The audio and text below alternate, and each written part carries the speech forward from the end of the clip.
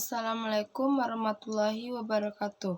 Perkenalkan, nama saya Septriana Putri dari kelas 11 4 Farmasi. Di sini saya akan melakukan penyuluhan atau menjelaskan apa itu antiemetik. Apa itu antiemetik? Antiemetik adalah obat yang digunakan untuk mengurangi atau menghilangkan perasaan mual dan muntah. Apa itu mual dan muntah? Mual adalah refleks di mana otak atau hipotalamus memberikan sinyal pada usus untuk membalikkan gerakan peristaltik yang memaksa isi perut naik ke mulut. Mual adalah rasa tidak nyaman pada perut dan serta ingin muntah.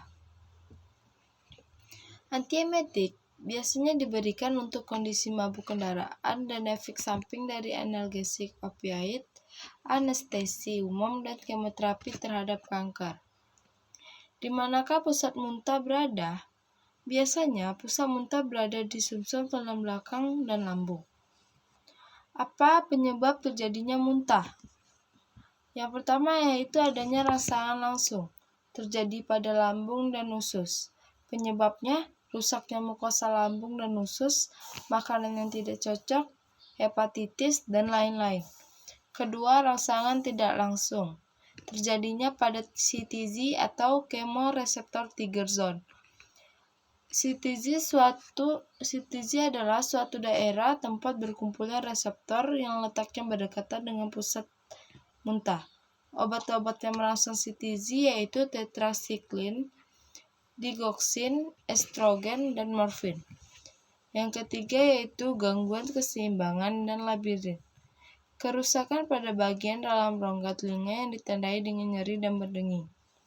Yang keempat yaitu gangguan metabolisme, terjadinya penurunan dan peningkatan hormon estrogen. Yang kelima atau yang terakhir yaitu gangguan korteks cerebral, itu melalui melihat, membau, dan merasakan sesuatu. Biasanya penggunaan antiemetik digunakan pada mabuk perjalanan atau motion sickness. Gerakan dalam perjalanan menyebabkan rangsangan di labirin meningkat sehingga merasakan pusat muntah melalui CTZ. Yang kedua yaitu mabuk kehamilan atau morning sickness, perubahan hormon estrogen. Yang ketiga, penyakit tertentu seperti radiasi pengobatan sitostatik.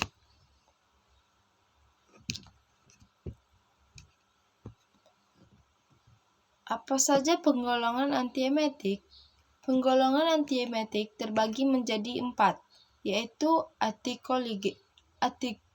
antikolinergik, kedua antagonis dopamin atau dopamin blocker, yang ketiga antagonis serotonin, yang keempat golongan lain. Yang pertama antikolinergenik, yaitu skopolamin dan antihistamin tertentu berkhasiat untuk mabuk darat dan mabuk kehamilan, terutama antihistamin. Di beberapa negara skopolamin sudah ditarik dari peredaran karena menyebabkan kegagalan cerebral. Contoh obatnya yaitu siklizin, meklizin, sinarizin, protamizin, dan dimenhitinat. Yang kedua yaitu antagonis dopamin atau dopamin blocker. Bekerja melawan mual dan muntah berdasarkan perintangan neurotransmisi dari CTZ ke pusat muntah dengan jalan blokade reseptor dopamin. Contoh obatnya yaitu prokinetika, Contohnya prokinetika yaitu metoclopramida dan dopramidom. Kedua derivat butrofenon yaitu haloperidol dan droperidol.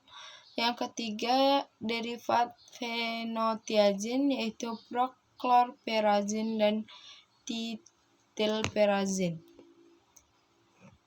Golongan yang ketiga antagonis serotonin. Efektif diberikan pada pasien yang menjalani terapi dengan sitostatika dan radioterapi. Contoh obatnya yaitu granisetron, ondansetron, dan tropisetron. Yang keempat atau yang terakhir yaitu golongan lain. Yang pertama adalah kortikosteroid. Contoh obatnya dexamethasone, methylprednisolone. Berefektif terhadap muntah yang disebabkan oleh sitostatik. Yang kedua dronabinol. Contoh obatnya marijuana, terahidrokannabinol atau THC. Efektif terhadap muntah pada pemberian sitostatik. Yang ketiga benzodiazepin. Contohnya lorazepam. Obat lorazepam mempengaruhi sistem limbis otak dan tidak mengurangi frekuensi dan keparahan emesis. Efektif sebagai pencegah muntah. Yang terakhir atau yang keempat yaitu alizaprida digunakan setelah pembedahan, radioterapi dan kemoterapi. Contoh obat-obat antiemetik yaitu sinatizin, dimenhidrinat, chlorpromazin HCl, perfenazin, chlorperazin, trifluoperazin. Contoh spesialis antiemetik yaitu antimo, formoterol, meprosetil, motilium, trilafon, sedentrol, dan banyak lainnya.